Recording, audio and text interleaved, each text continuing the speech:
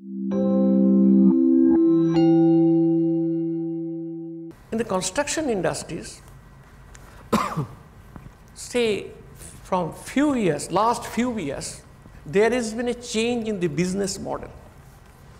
What is the change?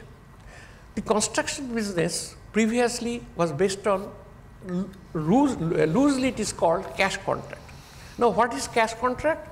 That means the construction company is given a contract and every month they will submit their bill. After certification, they will get the money. Maybe after 2 months, maybe after 3 months. And after completion of the contract, they will get the balance amount.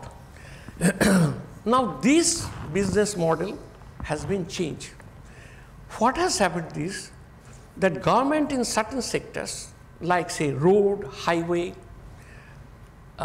power transmission tower, various sectors have changed the system or the business model from cash contract to PPP contract.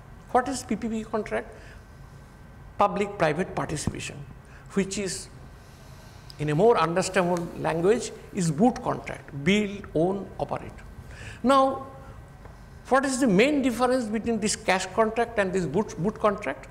Now, in this boot contract, as the contract amount is fairly high, 800 crores or 1,000 crores, a consortium is made, say joint venture, which is called special purpose vehicle, and say National Highway Authority, they are the main leader for this road and highway, say award the contract to this JV or special purpose vehicle.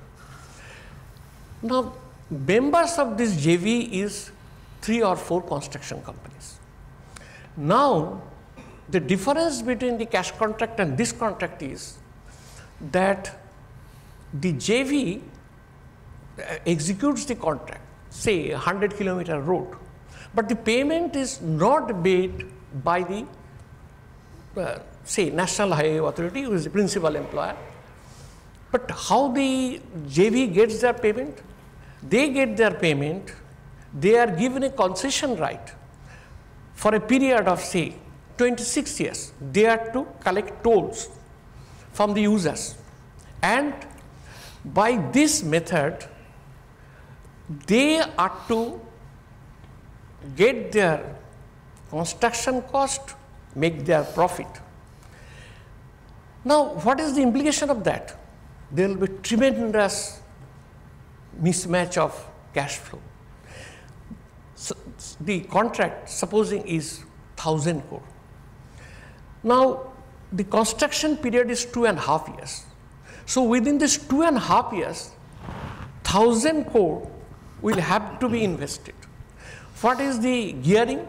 The normal gearing is 30% equity and 70% debt. So 300 crore is the equity capital and 700 crore the JV will have to borrow from bank or financial companies or something like that.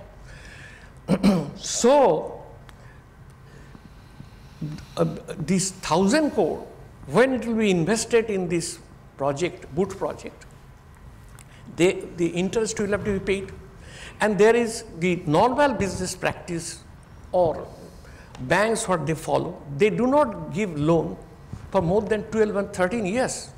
And if foreign loan is taken, ECB, it is not more than 7 years. But the cash flow will go for 26 years. There is no financial institution in India who will be giving loan for 29 years or 30 years.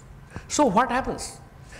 After the expiry of the loan period, say if it is foreign loan 7 years or loan from Indian banks, it would be 29 years. I mean, say 12 years or 13 years. It will have to be taken out and given to some other banks. If the bank who has given the loan agrees for rollover of the loan, that's a different issue. Otherwise, some other financial will have to be arranged.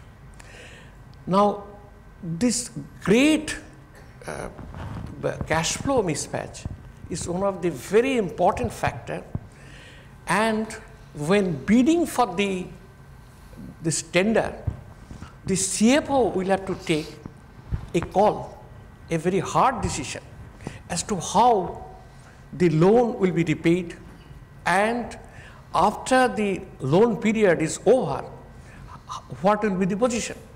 The second important issue is the rate of interest. Can anyone correctly predict 26 or 27 years after what will be the rate of interest? It is difficult, extremely difficult.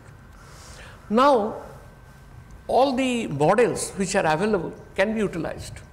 Say, for example, the future cash flows will be discounted so as to find out what will be the present value of the contract. That's a different aspect. But the important point is that collection will depend upon the traffic. Who is going to correctly estimate that for 26 years, what will be the traffic? At least initially for the first 4 or 5 years, it is next to impossible. So certain amount of estimation will have to be done. There are other issues also. The issues, as you are all aware, environment, pollution, land acquisition, these are some of the major issues for which a lot of high value construction activity has been stopped, withheld or suspended. Now, during this period, no bank is to provide you finance. So what will be the cost of this suspension? The money that has been put into this project, how this project will be carried forward in future. So these are some of the extremely important points, risk-bearing elements, which the construction companies will have to face.